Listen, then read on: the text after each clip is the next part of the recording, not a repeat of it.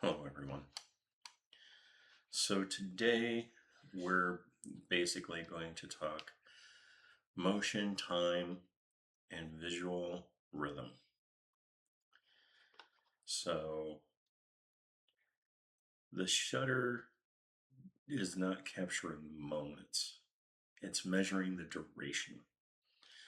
That's why your shutter speed is defined by 1/4000th of a second, 1/1000th of a second, 1/8 of a second, 1 second, 30 seconds. So every image contains a slice of time, and you choose how thick that slice is by setting your shutter speed. A frozen image is not more real than a blurred image. It's simply quieter. Vertical blur feels like falling, and you'll see this, excuse me, in waterfall pictures. Horizontal blurred feels like escape. Radial blur feels like collapse. And panning feels like collaboration.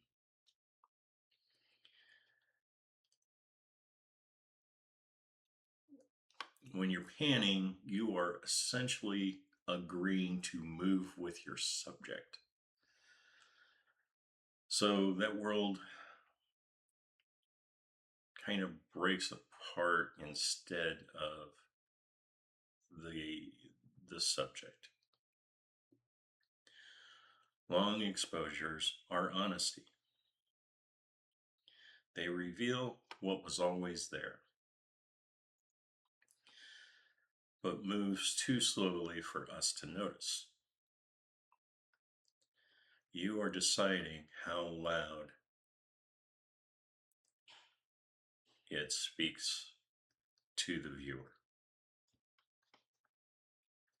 Okay, so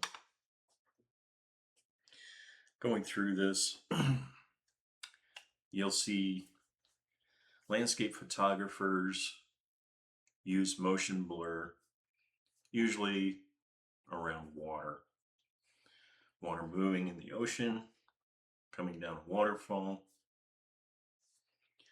Sports photographers, specifically like motorcycle racing, car racing, will pan and follow their subject to capture the subject but show the motion so you understand it's a race. And it's very clear. It doesn't require interpretation, but it does tell you a story. Radial blur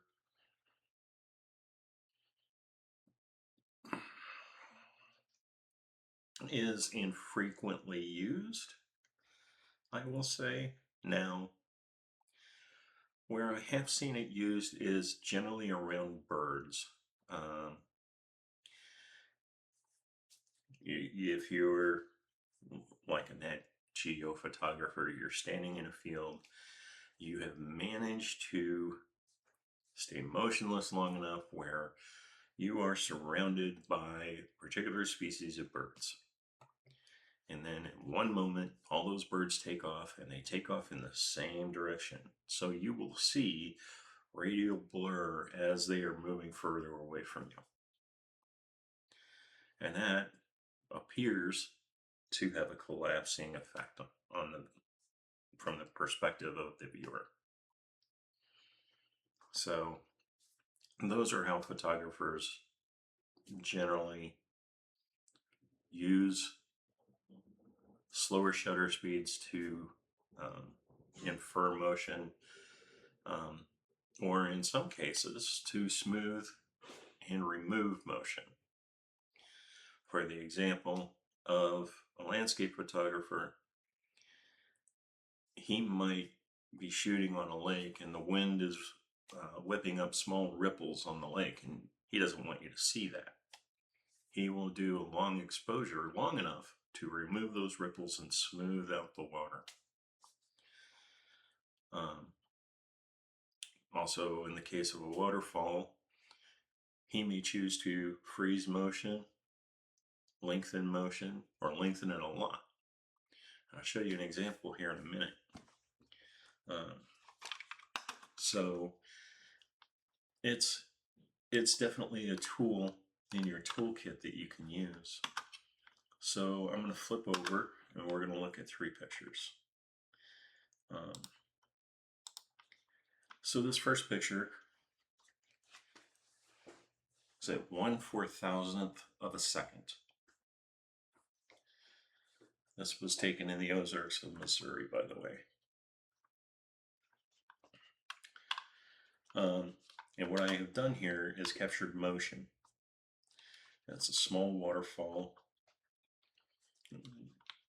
Nothing really all that significant, but individual drops have been captured, and you do not see movement in this image. Now, I captured another image. This image was 5 seconds long, and now I have this nice soft blur of the water coming over this waterfall. However, there's a lot of areas in this image that have turned almost completely black. Now, this is going to feel counterintuitive, but I put a 10-stop ND filter on my camera and then took this image at 60 seconds. Now, if you don't notice, I've got more light here. There's a little less black in my image, and I still have my motion blur. In fact, it's slightly more blur, but it's hard to detect from that one to that one. But the thing you'll notice, if you look at the water, so here's 5 seconds. Okay, and the water is pretty dark here. And if I go back to the 60-second image, the water lightens up slightly. So I have a 10-stop ND filter on the camera for the 60-second exposure.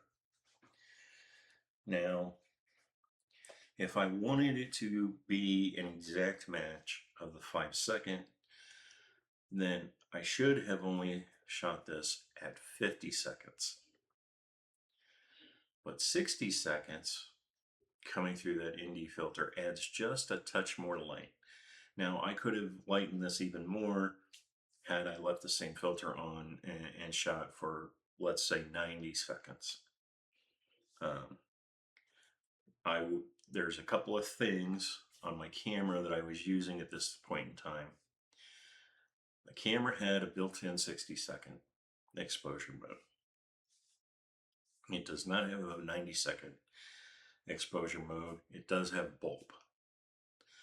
So to use bulb, I would need a remote shutter release to go past the 60 seconds.